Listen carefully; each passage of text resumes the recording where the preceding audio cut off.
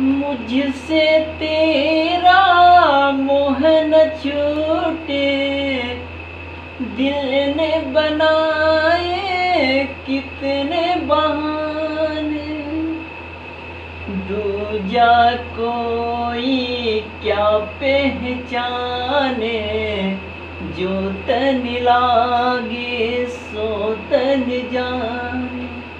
बीते गुजरे लम्हों की सारी बातें तड़पाती हैं, दिल के सुर की दीवारों पे बस याद ही रह जाती है। बाकी सब सपने होते हैं, अपने तो अपने होते हैं, अपने तो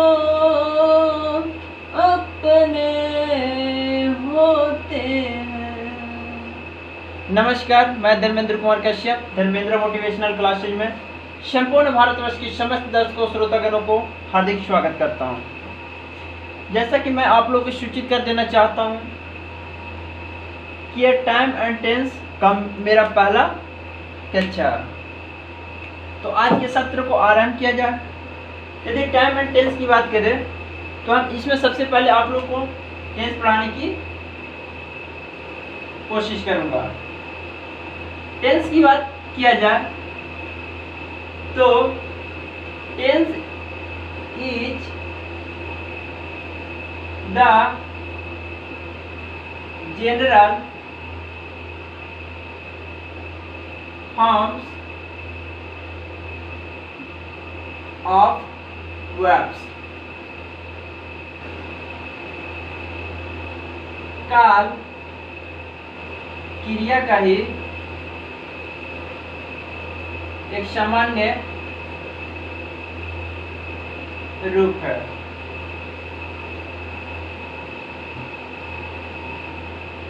यदि इसके टाइप्स की बात किया जाए तो ध्यान रहे कि there are 3 types of tense. काल के कितने प्रकार होते हैं भाई? काल के 3 प्रकार होते हैं। नंबर 1 प्रेजेंट टेंस, हिंदी कहें तो वर्तमान काल।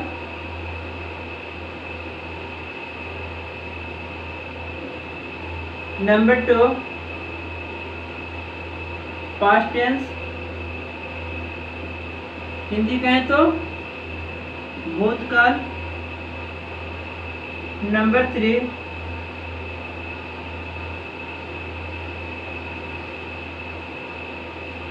फ्यूचर टेंस, हिंदी कहें तो भविष्य काल।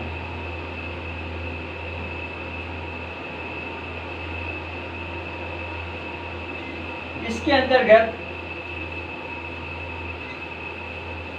सबसे पहले हम जानने का कोशिश करेंगे प्रेजेंट टेंस। प्रेजेंट टेंस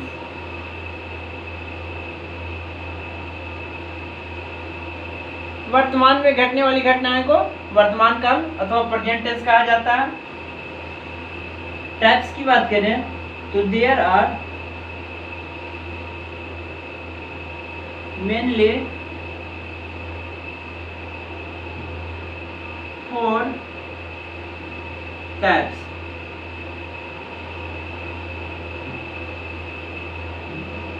इसके मुख्यतः 4 प्रकार होते हैं।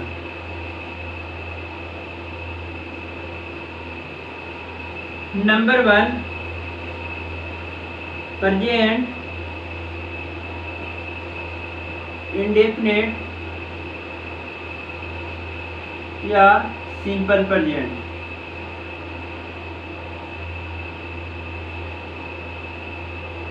नंबर 2,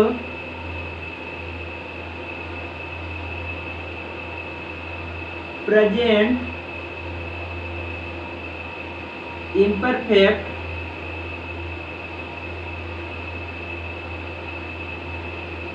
या प्रेजेंट कंटिन्यूअस।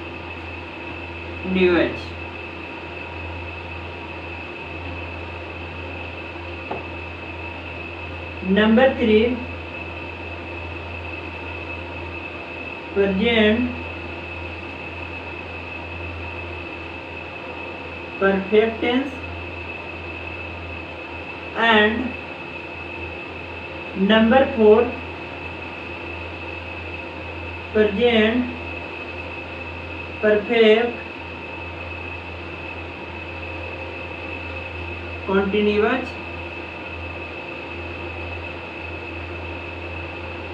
टेंस।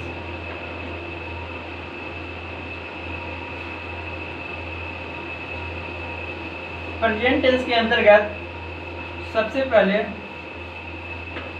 हम प्रेजेंट इंडेफिनिट या सिंपल प्रेजेंट टेंस के बारे में चर्चा करेंगे। प्रेजेंट इंडेफिनिट या सिंपल प्रेजेंट टेंस। इसके अंतर्गत सबसे पहले हम पहचानने के नियम, पहचानने के नियम। तो ध्यान दीजिएगा भाई, जिस हिंदी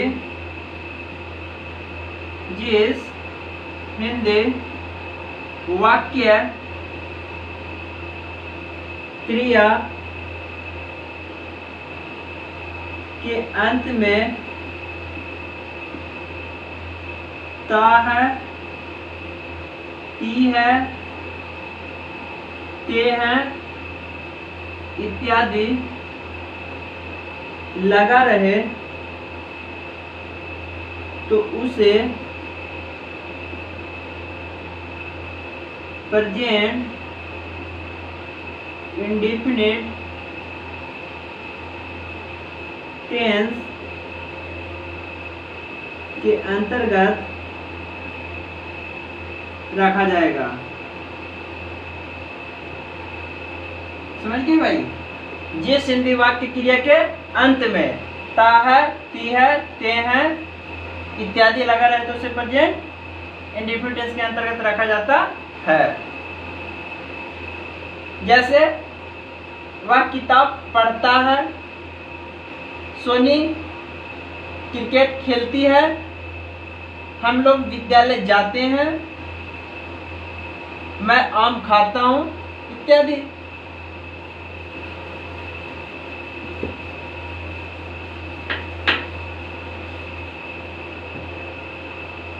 स्ट्रक्चर अथवा पैटर्न की बात करें तो सबसे पहले सब्जेक्ट, उसके बाद वर्ब के पहला या पांचवा रूप, उसके बाद ऑब्जेक्ट।